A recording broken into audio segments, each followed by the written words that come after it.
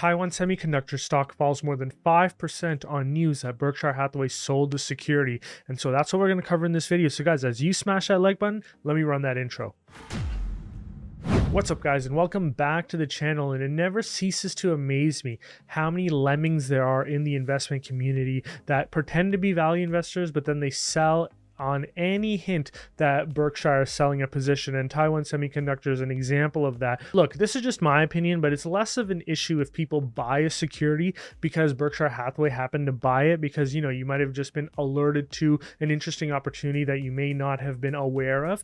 But if you're selling a security because Berkshire sold it, well then you're just a lemming who's not doing your own research. And so let's dive into this and just take a look at what happened. So you can see here that the share price for Taiwan Semi dropped just over 5%, and it's down even in after hours trading. And so a big drop. Now over the last couple of months, it has run a lot. So it's not like Berkshire Hathaway didn't make money when they sold this stock. But, I don't know how the other people have fared as a result of selling the security. They might have taken some off the top as well. There could be a lot of reasons. This is why I say it's only my opinion. And I'm just assuming that these people are lemmings.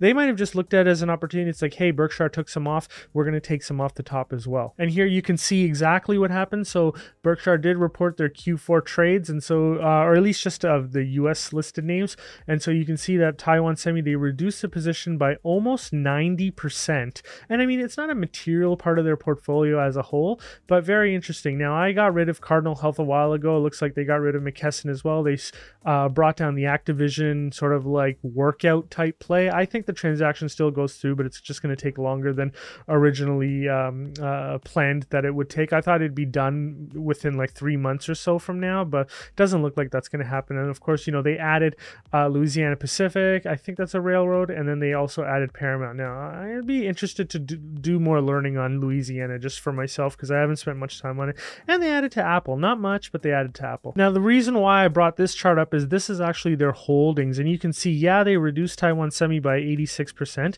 But notice that they sold it at a 24% gain. So, their reported price was $74.49 and the current share price is $92.69. Now, obviously, they didn't sell it at the current share price, and actually, they didn't actually get a 24.4% gain. But the point I'm making is that they made money on this security on the sale. Now, I didn't find anything online as to their disclosure as to why they sold it. I mean, why would they disclose anything? And so, Berkshire Hathaway did not give a reason for its mass selling of Taiwan Semi. However, it's possible that Berkshire wanted to cash in on its profits before the volatile chip market caused the Taiwan Semi's value to dip again. Now, I understand that these buys and sells are not likely being done by Warren Buffett directly, but I also do know that he's in direct contact with the people who buy and sell these securities that also work at Berkshire. And so, the point here is Berkshire the type of company that's going to be doing buys and sells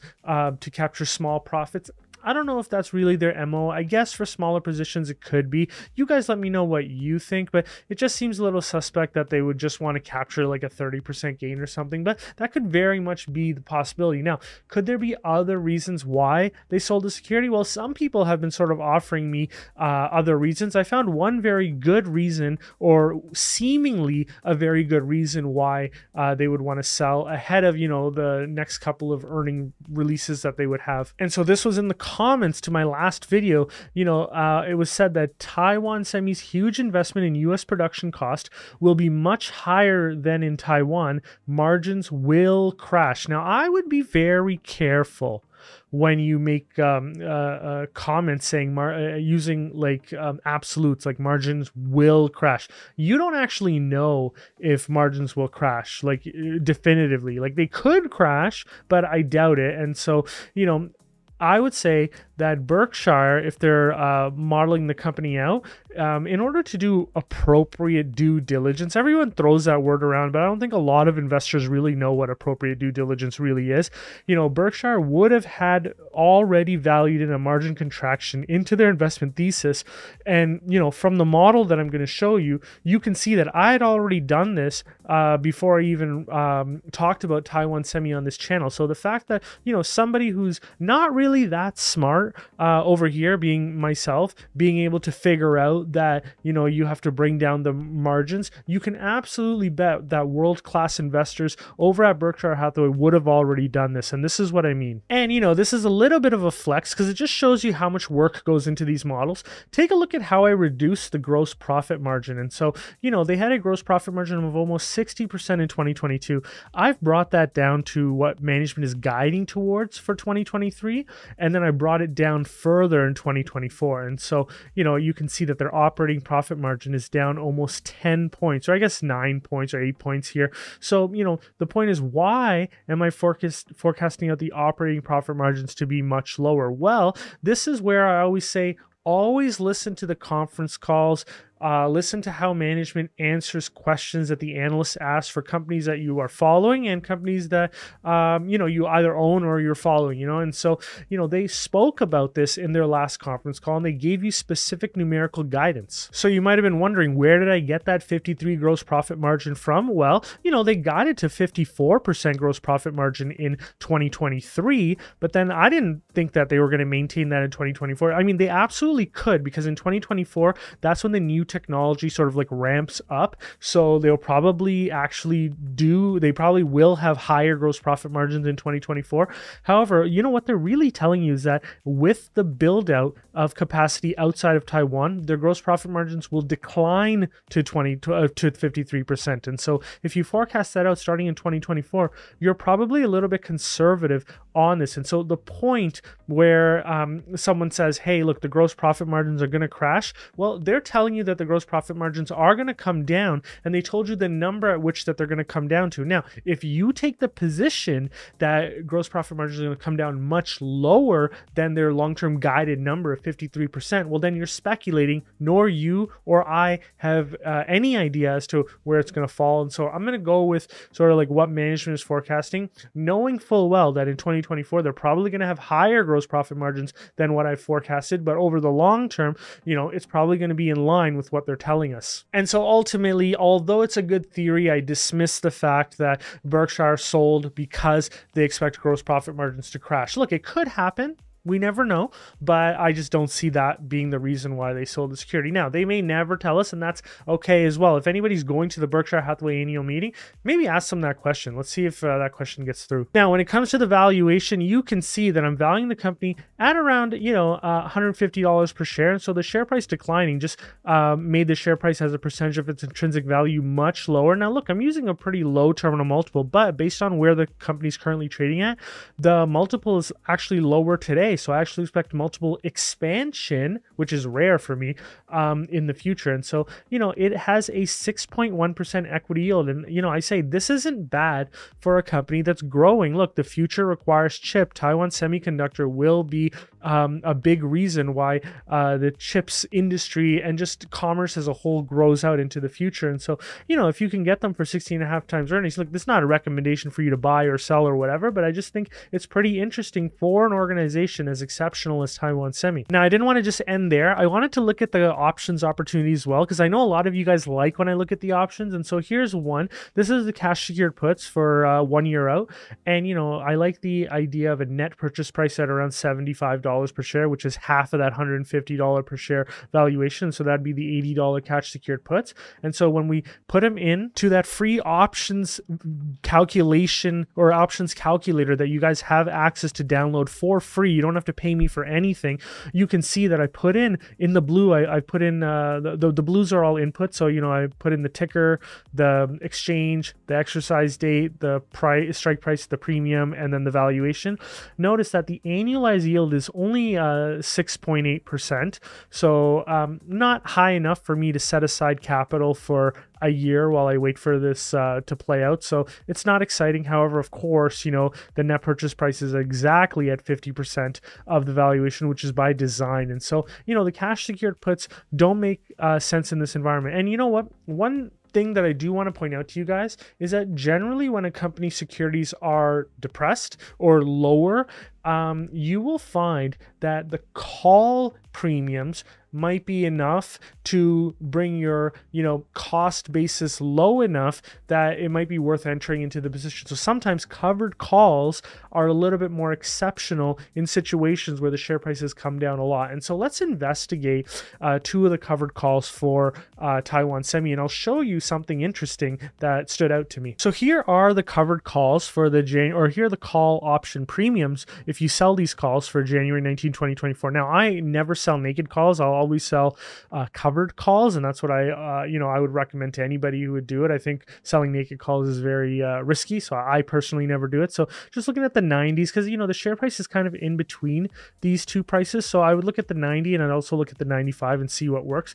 If you sell a covered call at $90 per share, if you're exercised, the stocks gets taken away from you. So in other words, if the share price is trading at higher than $90 per share by January 19, 2024, you're going to be obligated to sell it at $90 per share, but you bought it at 92. So you lose 276, but you gain, 1425. So you gain the net of these two. So just take that into account, that your premium isn't actually $14. It's $14 less what you would have lost on a capital loss.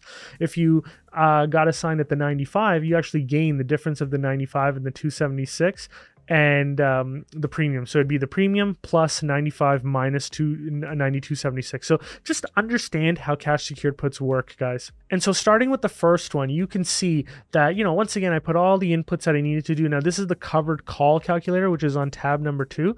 So notice that, the 1425 premium, it gives you a current yield, a current annualized yield of 17%. However, notice that you have your premium less your capital loss because you get assigned at $90. So you actually have an annualized yield of 14% or 13%. So you see how it comes down from almost 17% to 13%. So that's too low for me. So this is not a covered call opportunity that I'd be interested in. But notice that the net purchase price of $78.50, that's actually pretty good. So, purchasing it at a net purchase price of 52% of its intrinsic value, that's not bad if you don't get assigned. And of course, you wouldn't get assigned if the share price goes under $90 per share by the exercise price. So effectively, you've just brought down your cost basis. So for some people, this will actually be optimal. So here's the $95 cash secured put with that $11.50 premium. So notice that because you get a bit of a capital gain, your annualized yield actually goes higher if you get exercised on this, so you can make 16%. However, if you don't get exercised on it or the share price declines, you only make 13.3%. So it's up to you, what you really want to purchase. But ultimately, these two options, notice how they are pretty much the same thing, right? Now, with this one, the net purchase price is $81 per share, so just a little bit higher than the one that we saw before. So, it really comes down to how you think about it. If you think that the share price, or you want to be protected for the share price to come down a little bit, you might want to just lock in your 13%. But if you believe that there's very much a likelihood that the share price could run, which I'm in the boat of, I do believe that the share price is probably going to be higher, not lower than it is today, then you might want to lock in a little bit of that capital gain. Now, ultimately, the best thing that you can do is, if you really believe that the share price could be higher tomorrow than it is today, the most money that you can make with stock options is just not using them at all. Just buy the shares when they're low. They're trading at 60% of their intrinsic value. What more do you want? And then you can ride this thing for it to go right up to 150, which reflects its intrinsic value. So ultimately, the best course of action sometimes is, or actually in most cases, just to stay away from options ultimately. But of course, if you do decide to enter into the stock options opportunity, you know what I did here? I gave you a net purchase price, which is kind of in between the two. And I'm just giving you a net purchase price of $80 per share, which is a pretty reasonable net purchase price. And I just want to show you what it reflects using the model. So you can see that, I forecast out the EPS for each year, and, we forecast it right down from the top line revenue. But what does it actually mean? And so if you have a net purchase price of $80 per share, it reflects an approximate 7% equity yield that's expected to grow at the rates that are being shown above. ultimately, I love double-digit equity yields for the net purchase price, but rarely will you get that with an exceptional company like Taiwan Semi. And so, you know, this is not a bad place to be. Now, the equity yield would, of course, be lower on the current share price, and I did show you that the equity yield was around 6%. And so it's up to you how you guys want to play this. In fact, I want to know if you guys are even investing in this opportunity or not. Now, if you wanted access to the Patreon model where I've completely valued out Taiwan Semi, you can get access to that model at that lower tier, and this would give you access to all the models that the Patreons get access to. Now, if you want to join us for an epic live presentation where I'll walk you through models, I handle your Q&As and all of that stuff live every month, you can join us at this higher tier. Now, of course, being in line with the chip space, yesterday I actually put out a video on NVIDIA, and so if you missed that video, you can actually get to it right here.